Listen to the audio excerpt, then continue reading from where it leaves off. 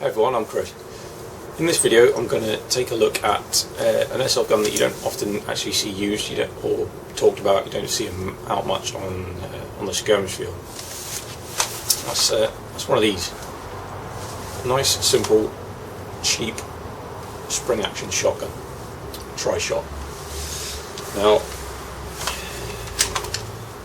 what sort of person is going to want to buy one of these? Well, I think the great thing about these guns is that, number one, you can pick them up cheaply, and what that makes them good for is a new player who's probably gone for an AEG as their first gun, which makes sense because then you can use that in the woodlands, you can use it in CQB, and you're covered.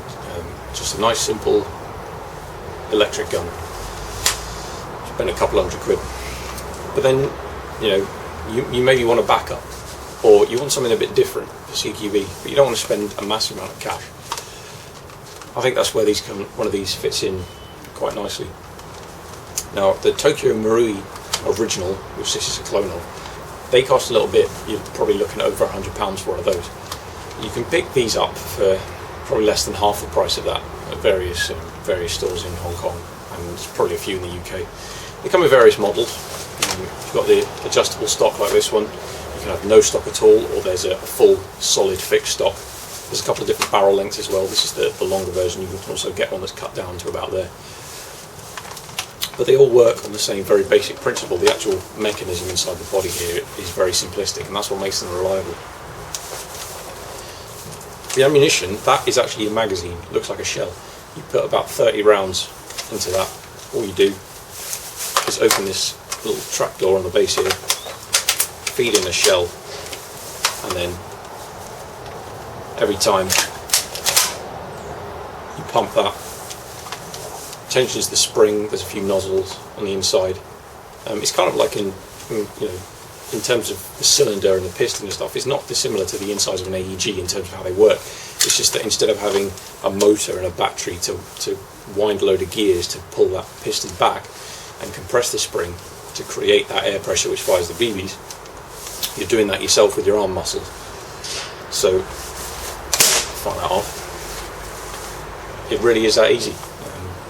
All you're doing every time you compress that spring, it locks the piston back into the rear on the trigger sear. And then when you fire it off, you get 3 BBs going down range because you've got 3 inner barrels running down this one main outer barrel.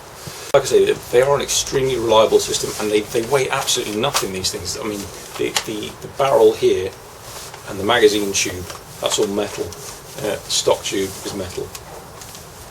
But most of the body is just plastic. They're not the most resilient guns. There's a bit of wobble between the main body and the barrel itself. And if you use it a lot, eventually it will break, same as any cheap Chinese made stuff. That's just the way of life.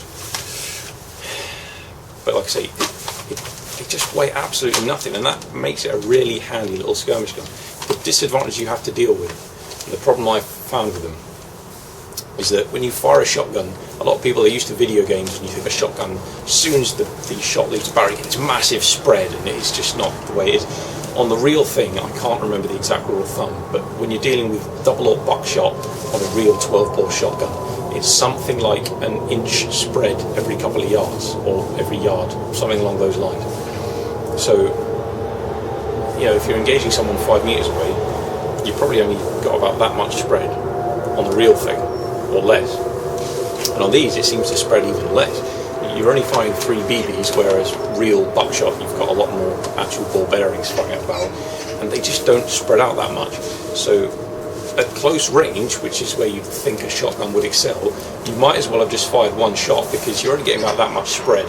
So it's not really giving you that flexibility to miss slightly, and the spread will enable you to hit your target. Opinions on this vary, but that's just what I've found.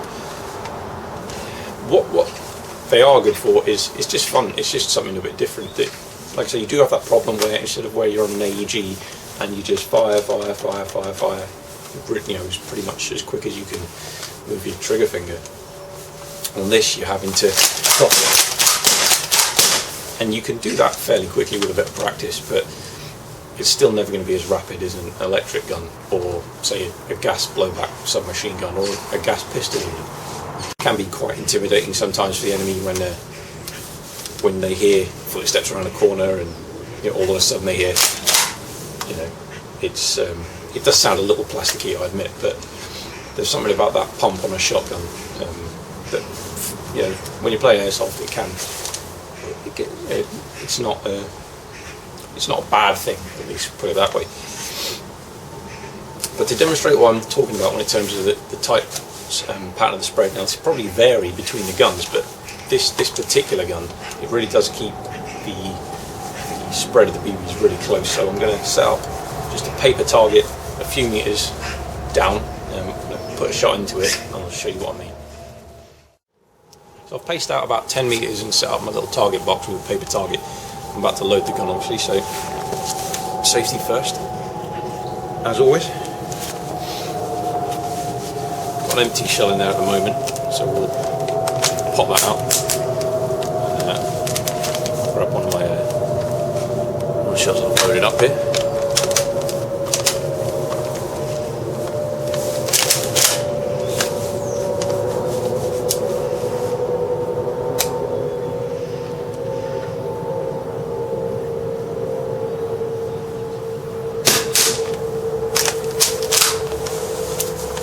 Okay, so let's go and see how we've done.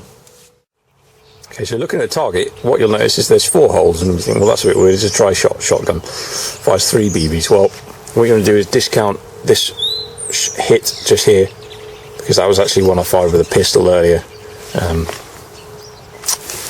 The 3 we're interested in is this group here. Now, I don't have a ruler. I would say that's about 2 inches, 2.5 inches, basically, at 10 meters. Now, for an actual person, you certainly, maybe if you just swing around and quickly aim at someone, if you're slightly off at, I don't know, 15 meters, maybe it might spread out just enough that even though technically you would have missed with a single shotgun or an AEG, you might hit with this shotgun.